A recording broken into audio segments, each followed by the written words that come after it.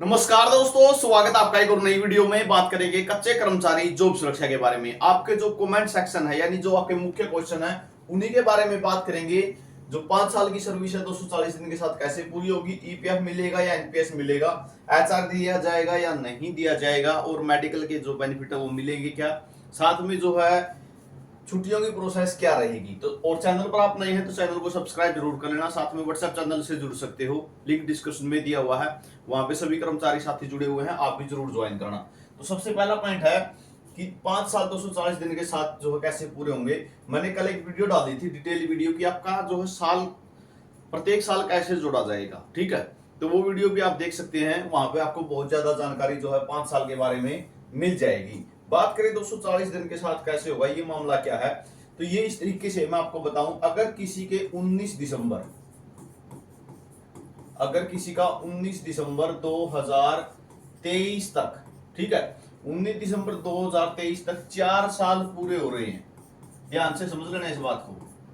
अगर किसी के 4 साल पूरे हो रहे हैं तो उसके 15 अगस्त 2024 तक, ठीक है, यानी जिस टाइम तक काउंट करेंगे 15 अगस्त 2024 तक ही टाइम काउंट करना है, तो 15 अगस्त 2024 तक जो है उसके 5 साल हो जाएंगे। ठीक है, 5 साल कैसे हो जाएंगे, वैसे तो जैसे 19 दिसंबर को हुए हैं तो 19 दिसंबर 2024 को 1 साल होना चाहिए, लेकिन नहीं, कितना टाइम कर दिया गया है, 240 दिन होने जरूरी हैं। ठीक है, तो 19 दिसंबर के बाद आपके जो है 240 दिन बन रहे हैं। अगर 19 दिसंबर तक आप 4 साल पूरे कर रहे हो तो आपका 5वां साल जो 240 दिन के माध्यम से गिन लिया जाएगा। यहां तक आपके जो है 240 दिन की और हाजिरी कंप्लीट हो रही है, तो इस कारण से आपके 5 साल हो जाएंगे। और एक बात बता दूं, 365 दिन में से तो देखे जाएंगे 240 दिन ही। ठीक है, इस बार डाउट को क्लियर कर लो सभी। 365 दिन में 240 दिन है तो ठीक है। अगर 240 दिन से कम रहेंगे गैप की वजह से या कोई अन्य कारण रहा है, या सर आपको सैलरी नहीं मिली, बिल नहीं बने, आपके कोई भी कारण रहा हो, अगर 240 दिन से कम हो गए तो वो साल काउंट नहीं होगा। अगर 240 दिन पूरे हो जाते हैं तो साल काउंट हो जाएगा, लेकिन वो पीरियड 365 दिन का ही गिना जाएगा।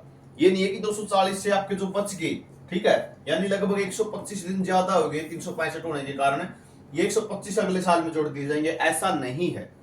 ठीक है, 1 साल की सर्विस देखी जाएगी। अगर आपकी ज्वाइनिंग 1 जनवरी 2016 को है तो 31 दिसंबर 2017 तक, ठीक है, नहीं 31 दिसंबर नहीं, 1 जनवरी 2017 तक आपकी जो है वो साल देख ली जाएगी। ठीक है, यानी 1 साल पूरा 365 दिन का गैप पूरा देखा जाएगा।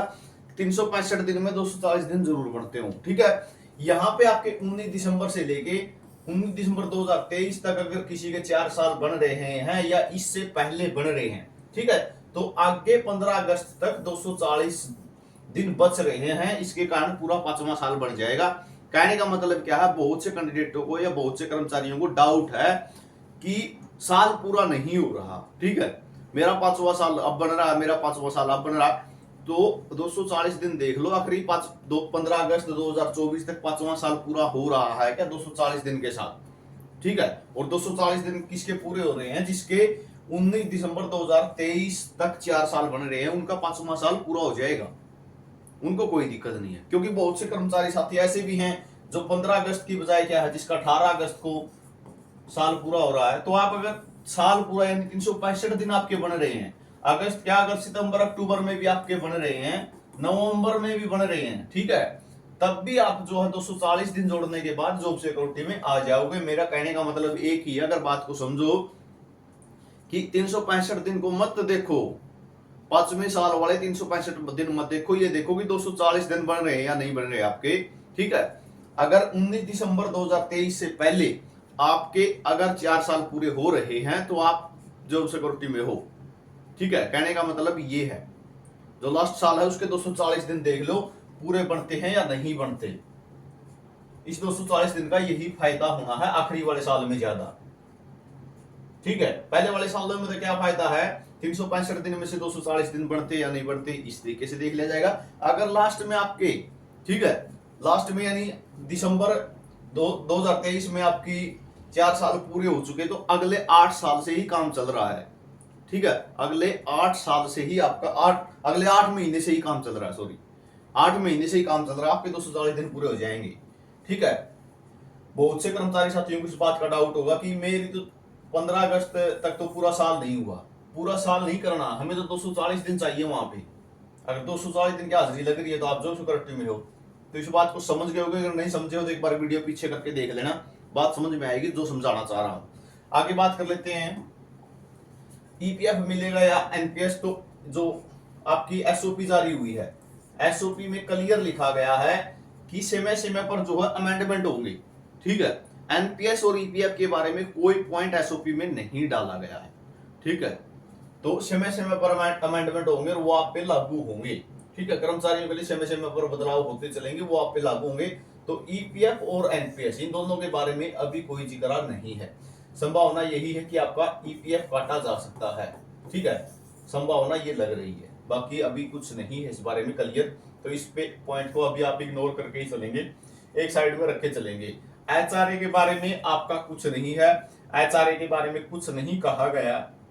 एचआरए क्या होता है? Home rent allowance. ठीक है, यानी जो बेसिक सैलरी होती है, जो बेसिक सैलरी होती है उसका 8%, 16% और 24% मिलता है। ठीक है, ये डिपेंड करता है कि आप किस तरीके के शहर में रह रहे हैं।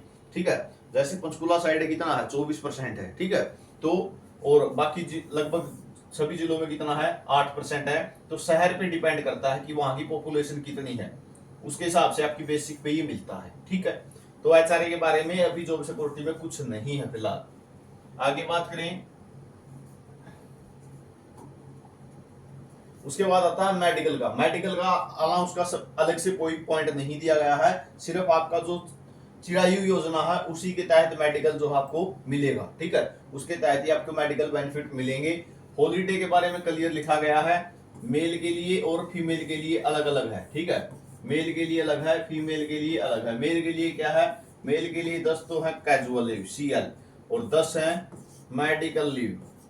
उसके बाद फीमेल के लिए बात करें तो फीमेल के लिए 10 तो है कैजुअल लीव और 22 जो है मेडिकल लीव है। 10 मेडिकल लीव है और 22 जो है कैजुअल लीव है। तो इनकी छुट्टियां 22 दी गई हैं, 32 दी गई है, टोटल आपको 20 दी गई है। इतना फर्क है। ठीक है, ये जो 22 रहेंगी और ये जो है 10 रहेंगी। तो इनकी छुट्टियां मतलब क्लियर 32 हैं, आपकी छुट्टियां जो है क्लियर वो 20 की गई हैं, इनकी 32 हैं। इतना फर्क है। तो ये 5 पॉइंट आपके लिए रहेंगे। जॉब सुरक्षा वाले ध्यान रख लेना। 19 दिसंबर को अगर आप, मैं अभी ये बात बोल रहा हूं ताकि आपको अच्छे से बात समझ में आ जाए कि कहना क्या चाह रहे हैं। 19 दिसंबर अगर 2023 को 4 साल पूरे हो रहे हैं, ठीक है, तो आप जॉब सिक्योरिटी में आ जाओगे। क्योंकि बहुत से साथी कमेंट करते हैं 0 से 5, 0 से 5 का क्या होगा। तो जो 5वां साल जिसका पूरा नहीं हुआ था वो ध्यान दे लेना इस बात पे कि अगर आपके यहां तक 4 साल बन रहे हैं तो आपके 5 साल पूरे हो रहे हैं अगर 24 में। ये जानकारी रहेगी। वीडियो कैसी रही कमेंट सेक्शन में जरूर बताना। सभी साथी चैनल को सब्सक्राइब जरूर कर लेना।